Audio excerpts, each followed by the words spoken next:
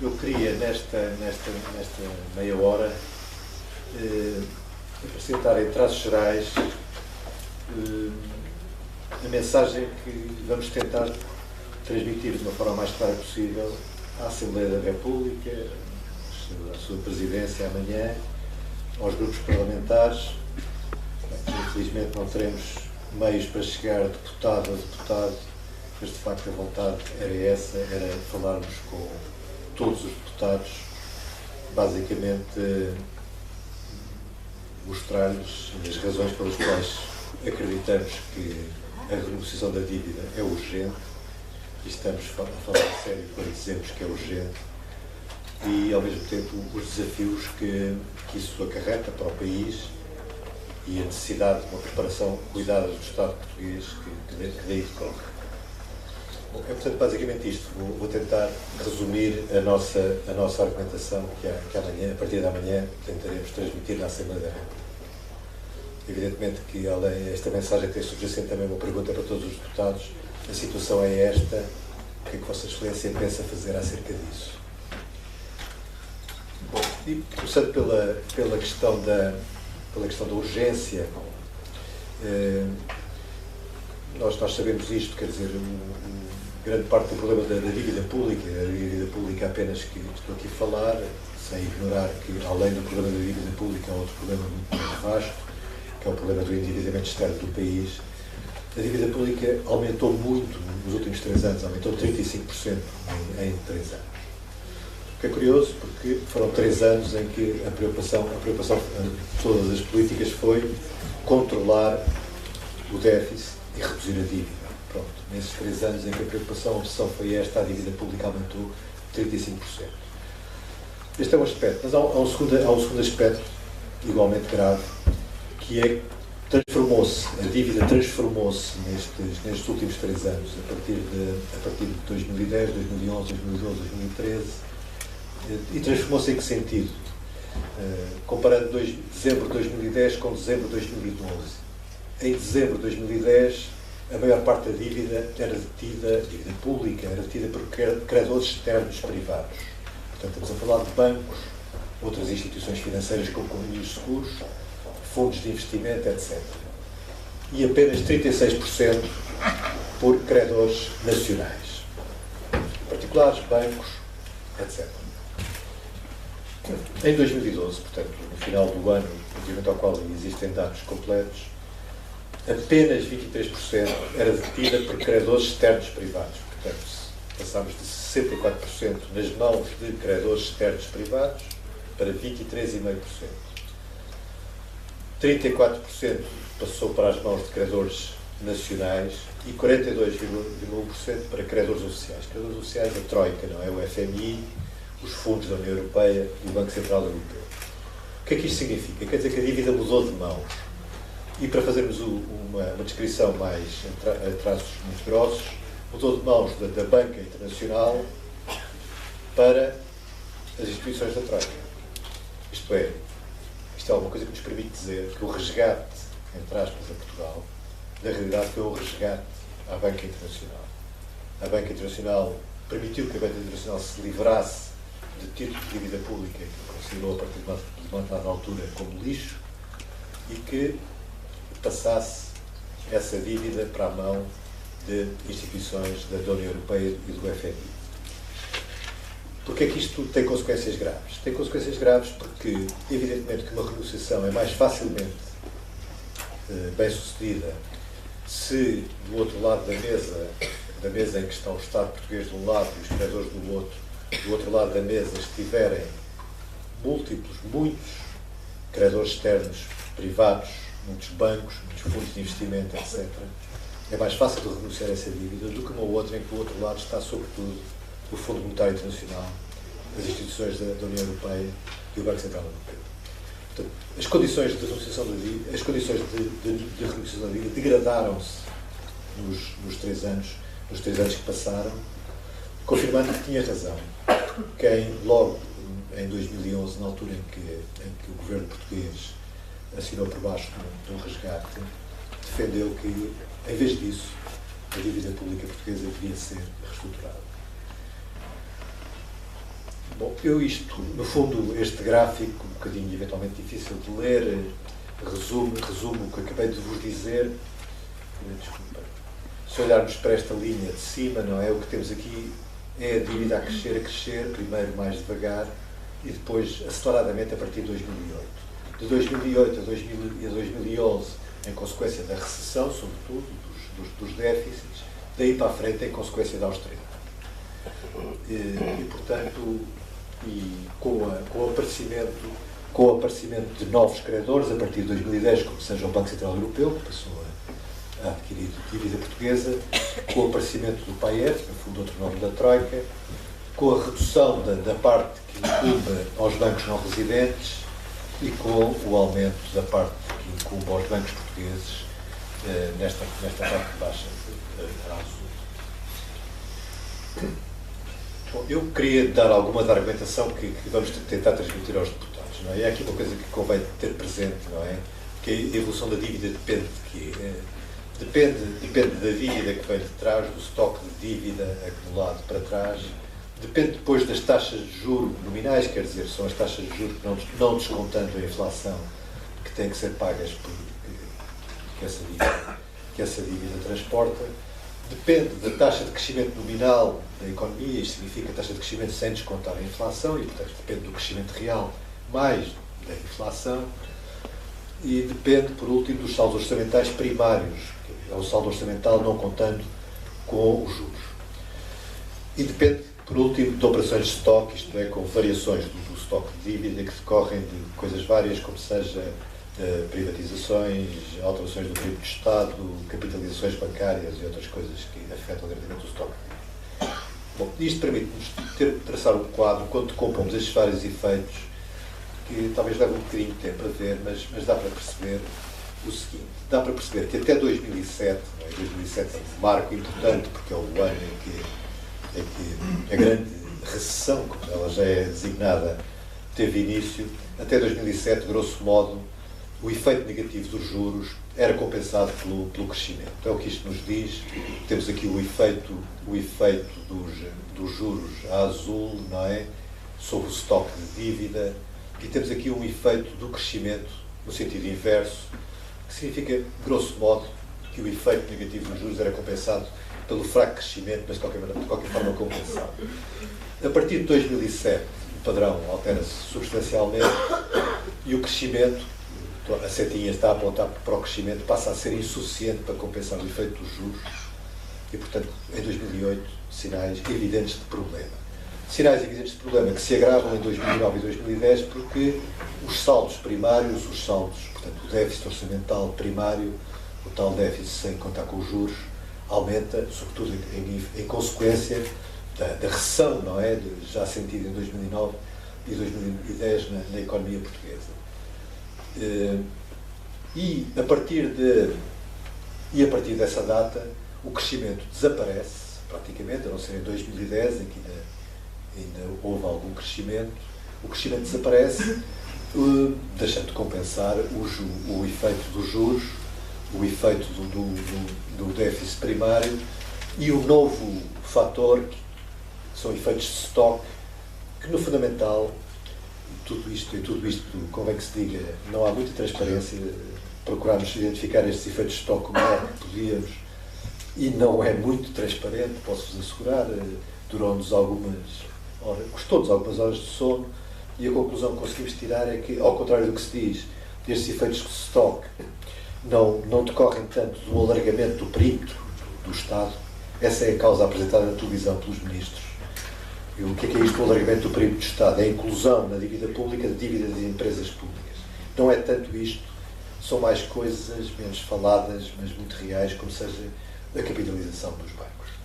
É esse o principal contributo para o efeito do estoque. Bom, portanto, a história de uma dívida insustentável, na realidade, talvez deva começar a ser contada a partir de 2007, não é? Eu queria, estes gráficos têm um aspecto muito complicado, na realidade não são.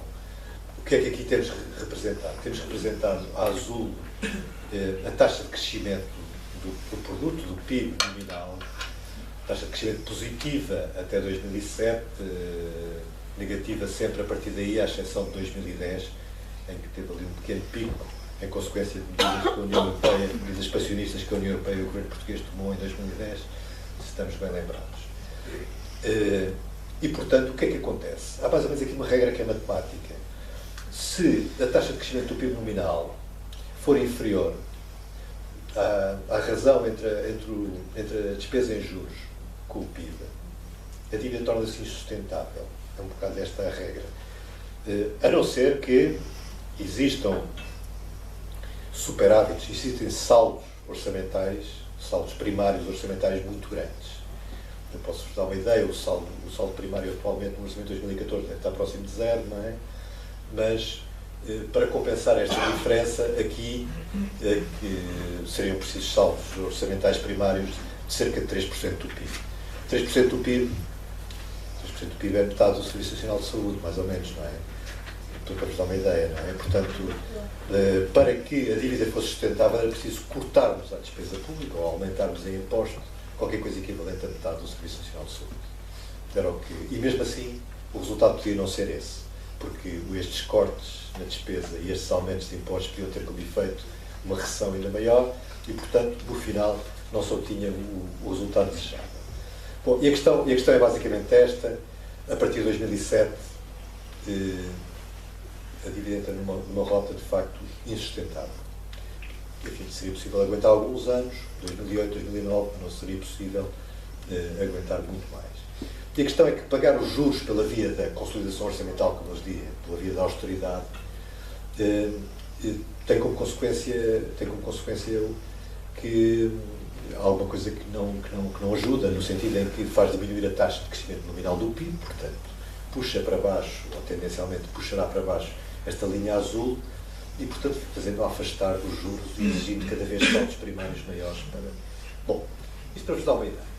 Bom, a questão é que o FMI faz projeções, cada vez que há uma revisão do memorando, vem a Portugal e modifica as projeções que faz sobre a trajetória da dívida. Nós temos aqui as projeções todas feitas pelo FMI. De acordo com a primeira, nós estaríamos aqui em 2011, esta linha verde, aqui em 2012, bom, e a coisa a partir de 2013 começava a reduzir-se e tal. Bom, e aquilo que acontece é que de revisão para revisão, esta curva vai-se deslocando para cima. Estamos neste momento aqui para vos dar uma ideia da pequena diferença, do pequeno erro, do pequeno deslize do FMI. De acordo com a primeira revisão, em 2013 a dívida seria 115% do PIB, de acordo com a oitava e a nona, os factos, a dívida são 127% do PIB.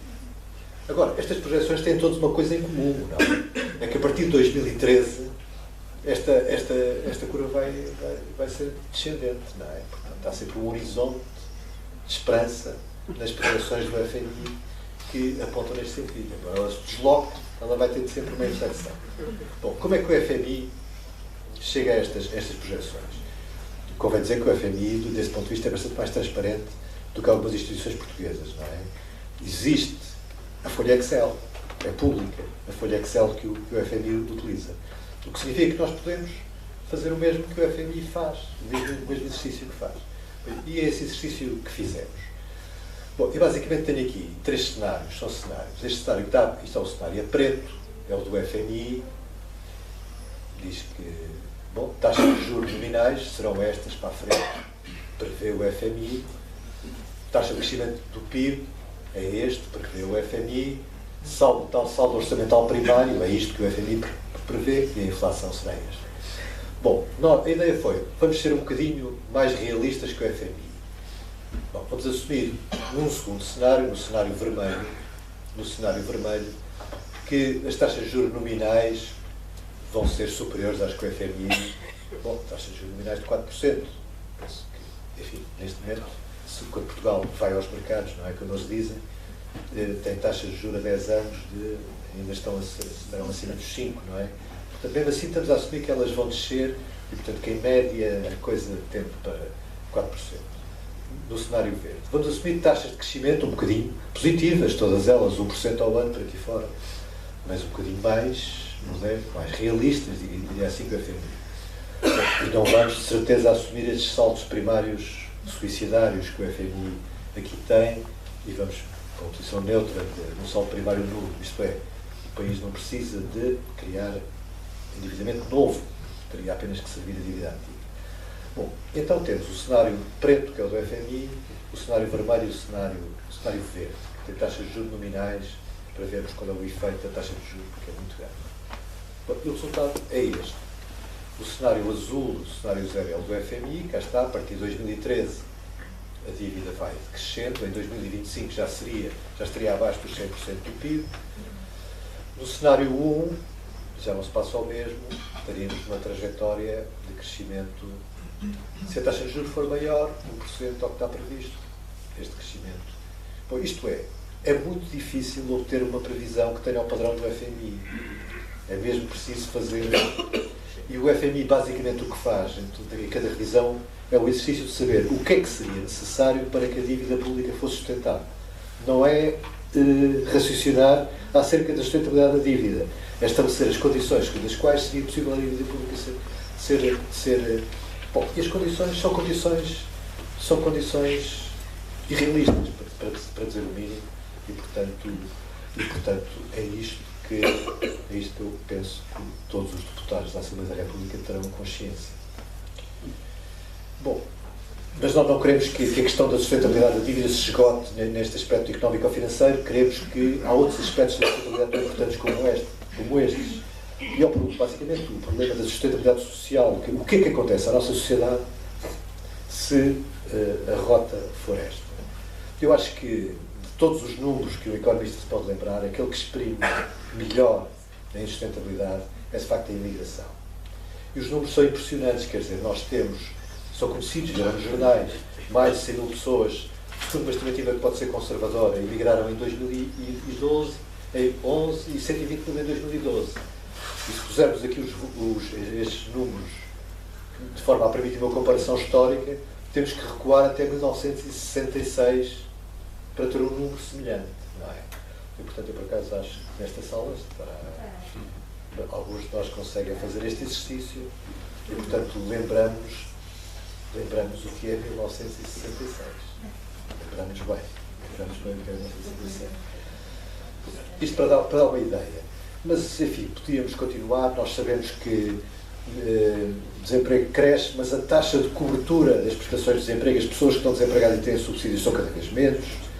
As pessoas que recebem prestações sociais de outra ordem, como o velho, abono de família, são cada vez menos. As pessoas que recebem rendimento social de inserção são cada vez menos. Sabemos que o peso dos salários no rendimento passou de 60% quase para 55%, pouco acima de 55% do PIB nestes anos. Bom, sabemos tudo isto, não é? E, portanto, o panorama de facto, nós gostamos de dizer, é de empobrecimento. Mas a questão não é apenas do empobrecimento, quer dizer, é de uma destruição que deixa um lastro, quer dizer, passa e destrói a capacidade de se poder vir a recuperar no futuro. Nós podemos imaginar o que é um país deprimido, o que é um país deprimido ao longo de um período muito longo. Bom, uma divisão disso são algumas regiões do país que perdem sistematicamente população e que são regiões deprimidas há muitos anos e, portanto, devemos ir ver o que é que se passa. Para além de algumas cidades, alguma coisa que se assemelha a um deserto. Bom, segundo ponto, eu tenho que acelerar um bocadinho, senão não cumpro com o tempo que tenho. A ideia de que a dívida vai ter que ser reestruturada. Agora, a questão é que se põe é que nem todas as reestruturações são iguais. Há reestruturações e reestruturações. Um exemplo de uma má reestruturação, há muitos no mundo, mas um aqui bem próximo é o da Grécia. Uma má reestruturação porquê? Porque as coisas ficaram na mesma rapidamente, se não piores, antes da reestruturação ser feita, e é fácil de ver porquê. A reestruturação houve um haircut, como eles dizem, um corte de cabelo, os credores perderam dinheiro de facto. 53% do capital em dívida no setor privado foi reestruturado, não foi pago, foi feito um calote, como dizia alguém aqui há uns anos. E, portanto, isso aconteceu, mas ficaram de fora os credores do Banco Central Europeu. Não foram tocados. e estes detinham uma grande parte da dívida grega, como acontece connosco. E, portanto, o corte foi insuficiente. O corte foi insuficiente. Para piorar as coisas, e muita atenção, porque alguma coisa parecida com esta nos pode acontecer no belo dia, houve uma alteração da jurisdição que passou a ser inglesa e não grega. O que é que isso significa? Significa que a dívida grega, anteriormente, estava sujeita à legislação grega e, portanto, todos os litígios que houvessem eram resolvidos por tribunais gregos. E, além de mais, a dívida grega pôde ser reestruturada com uma simples lei do Parlamento grego, em que disse que cada título deixou de valer 100 e passou a valer 53, não é? E agora não.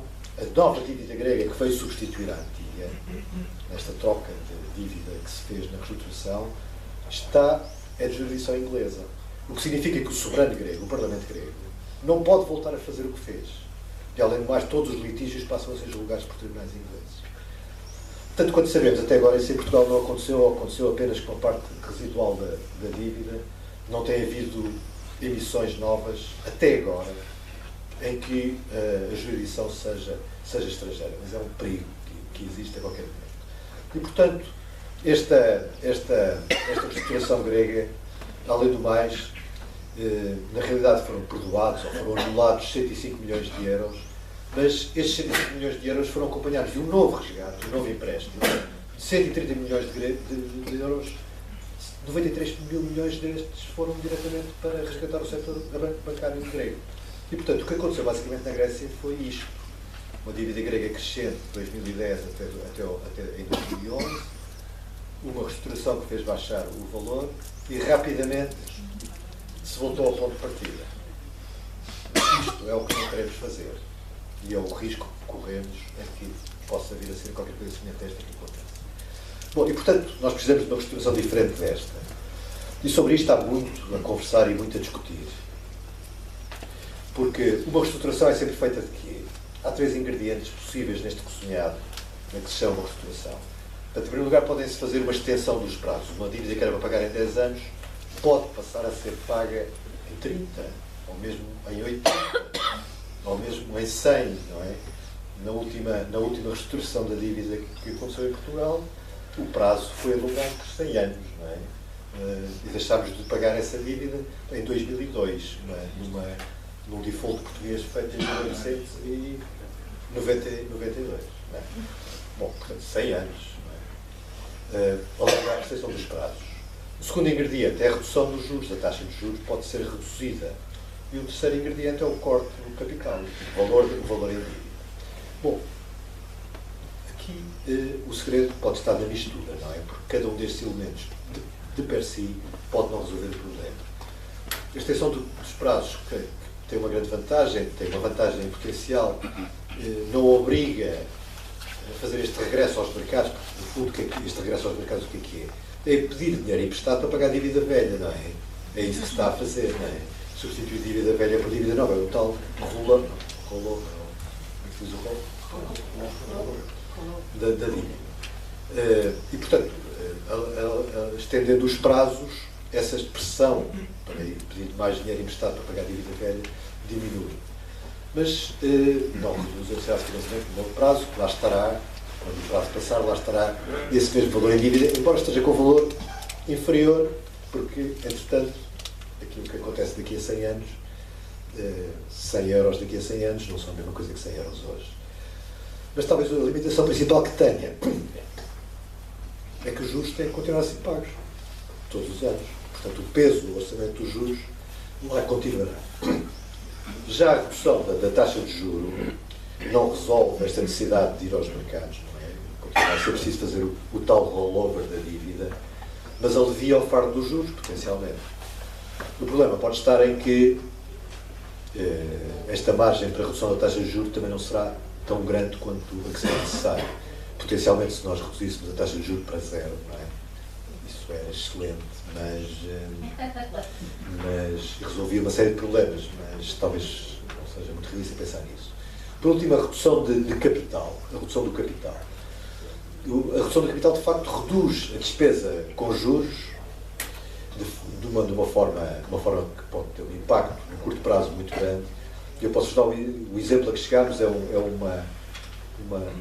estou aqui a utilizar a palavra perdão, que não gosto muito, estou a notar, uma anulação de 50% de toda a dívida, permitiria transformar 204 mil milhões de dívida em 102 mil milhões, evidentemente, o que equivaleria a trazê-la para os 102% do PIB. Isso reduziria os juros que são pagos anualmente para 3,5 mil milhões de euros. Reduziria para metade, basicamente, os juros que são pagos. E, portanto, se nesta mistura para que nos encaminhamos, para que encaramos neste cenário deste texto, deste relatório que vamos entregar à Assembleia da República, falamos de um corte de capital em 50% a 60%, que preserva os pequenos aforradores e outros investidores públicos, vou falar dos fundos da Segurança Social em particular, e ao mesmo tempo um alongamento das maturidades. Há outros elementos possivelmente a ter em conta, a redução dos juros que for possível e, coisa que foi feita com a Grécia e não foi feita com Portugal, a devolução dos juros por parte do BCE. O BCE está a ganhar juros à nossa conta e, no caso da Grécia, devolveu-os, no caso de Portugal, não devolveu. Bom, portanto, é basicamente isso que estamos a falar. Agora, problemas que é preciso ter em conta, não é? Os tais desafios. Portanto, em primeiro lugar, quando se fala destas coisas, há imediatamente alguém que diga: bom, mas então os bancos portugueses. Evidentemente que os bancos portugueses, de resto, a Segurança Social portuguesa e os pequenos aforradores portugueses, tudo isso são problemas de questões a ter em conta na reestruturação e a precaver. Mas eu queria falar dos bancos, mas só antes disso, não é? Uma ideia que talvez seja importante dizer. Para ser possível precaver os pequenos aforradores portugueses, os fundos da Segurança Social, é essencial que os credores oficiais, isto é, a Troika, as instituições da Troika, sejam envolvidas na anulação. De outra forma, não é possível fazer um corte na dívida suficiente para a fazer descer para níveis compatíveis com a nossa vida. Bom, e, portanto, essa é uma conclusão a que chegamos, que me parece importante. É indispensável fazer participar na reestruturação os fundos da União Europeia, o BCE e o Fundo Monetário Internacional. Mas a banca tem 33 mil milhões de euros segundo os balanços dos bancos. Mas são 33 mil milhões de euros num total de ativos de 500 mil milhões. Portanto, não chega a 10% dos ativos da banca portuguesa. Portanto, isso relativiza logo um bocadinho a questão. E, portanto, uma segunda maneira de relativizar a questão é dizer o que é que acontecia aos bancos portugueses se houvesse uma anulação de dívida de 66% da dívida. E o que acontecia, de acordo com os balanços dos bancos. Podemos acreditar ou não neles e acho que temos algumas razões para duvidar.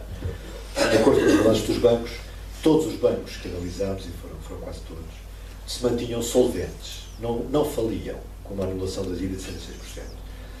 Embora não falissem, deixavam de cumprir os rácios de capital que o Banco de Portugal exige.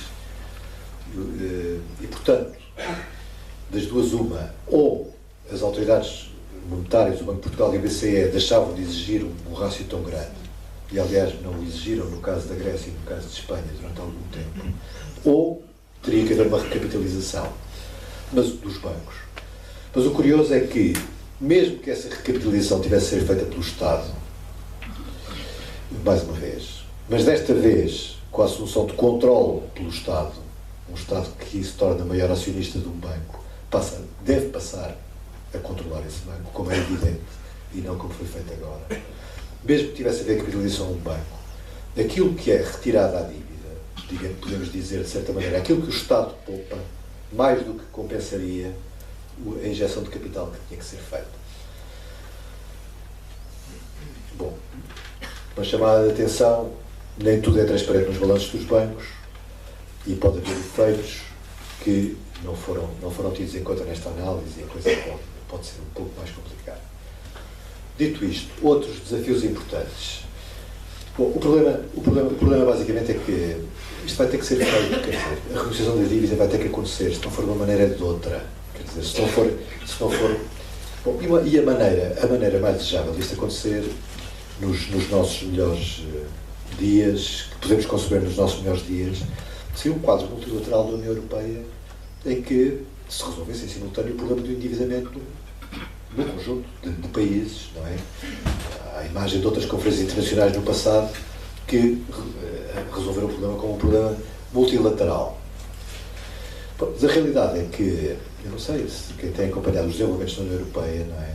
Nos últimos tempos, já passámos por isto, não é? Primeiro era a esperança no Hollande, depois era a esperança nas eleições alemãs, depois era a esperança nisto, era a esperança naquilo, e a tendência de evolução não vai neste sentido. A tendência de evolução não vai neste sentido. E, portanto, no curto prazo, isto não vai acontecer, para pôr a coisa assim. E é no curto prazo que as questões se vão colocar, que se colocam já a Portugal. E, portanto, à falta de um processo desse género, é muito difícil de conceber um outro cenário que não passe pela declaração de uma moratória pelo Estado português. E o que é isto de uma moratória? Uma moratória é a declaração de que Portugal não vai pagar os juros e não vai fazer reembolso de dívida enquanto não se concluir um processo negocial que propomos que tenha aqui início. Bom, e enquanto decorre o processo negocial, essa suspensão está em vigor. Isto é uma coisa que já foi feita muitas vezes. Umas vezes em condições melhores, outras vezes em condições piores para o credor. Mas foi feita muitas vezes, e algumas delas na Europa no século XX. Por exemplo, na Alemanha, depois da Segunda Guerra Mundial, não chegou a declarar uma moratória, mas houve uma reestruturação profunda da dívida grega, da dívida alemã, no final da Segunda Guerra Mundial. Bom, tem implicações a moratória evidentes, não é? A implicação é que, depois da declaração da moratória, não há condições, de espécie nenhuma, evidentemente, para financiamento nos mercados de dívida. O que tem uma implicação. A implicação não é que não há dinheiro para pagar salários e pensões. Não é essa a implicação. A implicação é que tem que haver um equilíbrio entre as despesas e as receitas, sem juros, porque os juros não estão a ser pagos, como aliás existe no Orçamento de 2014. É essa a implicação. Tem que haver um saldo primário nulo, como aliás existe no Orçamento de 2014. A implicação não é que não vão ser pagos salários e pensões. Salários e pensões são pagos com as receitas fiscais e outras receitas que o Estado português tem. O que é que não é pago? São os juros. E há uma moratória, não são pagos os juros. Bom, e a negociação decorre. Evidentemente que a declaração de uma moratória pode ocorrer num contexto mais benigno ou menos benigno, não é? O que é que eu quero dizer com isso? Pode ocorrer num contexto em que haja maior ou menor compreensão, digamos assim, dos parceiros europeus pelo que as circunstâncias estão a obrigar um país como Portugal a fazer. Se a compreensão não for muita, há cenários que são, de facto, que têm que ser precavidos. Há, por exemplo, o cenário da possibilidade do BCE, a exemplo do que ameaçou fazer em Chipre, o Banco Central Europeu, cortar o financiamento à banca portuguesa. Esse cenário existe, foi feito em Chipre, às abertas, aparentemente de forma menos aberta, foi feito na Irlanda também, e é quem fala em Espanha, não é? Como uma ameaça que foi de facto feita. Portanto, o BCE não se coíbe, a banca portuguesa, aliás, como a banca dos países periféricos vive de financiamentos do Banco Central Europeu, e o BCE não se coíbe, o BCE, que é o nosso Banco Central, não se coíbe de proferir uma ameaça deste tipo, que é uma ameaça, digamos, tudo menos amigável, não é? Que na prática equivale a uma expulsão unilateral do país da zona euro. Equivale a uma expulsão unilateral do país da zona euro em termos que não estão previstos nos tratados. Não estão previstos nos tratados. Portanto, é um ato provavelmente fora do quadro dos tratados. Mas é um ato que não está previsto nos tratados que tem que ser precavido. Se nós estamos a falar a sério sobre essas coisas, que o Estado português tem que precaver. E tem que precaver da única forma possível, que é, digamos assim, a recuperação da soberania dos instrumentos monetários. É um instrumento monetário chamado Banco Central. Se o Banco Central Europeu deixa de ser o Banco Central de Portugal, é preciso que haja no seu lugar um outro Banco Central. Isso chama-se Banco de Portugal. E, portanto, isto equivale a um cenário que na nossa ótica, tem que ser precavido, tem que ser preparado com um plano de contingência, que é o cenário extremo de uma resposta não benigna por parte do Banco Central à declaração do Banco Central Europeu ou à declaração regulatória, que passe pela necessidade de recuperar a soberania monetária. Bom, quer dizer, é esta mensagem que eu tentar trazer aos deputados. Eu acho que se eles não têm consciência disso, acho que é preciso que tenham. E a pergunta a fazer depois disso é, Sr. Deputado, o que é que pensa fazer acerca disto?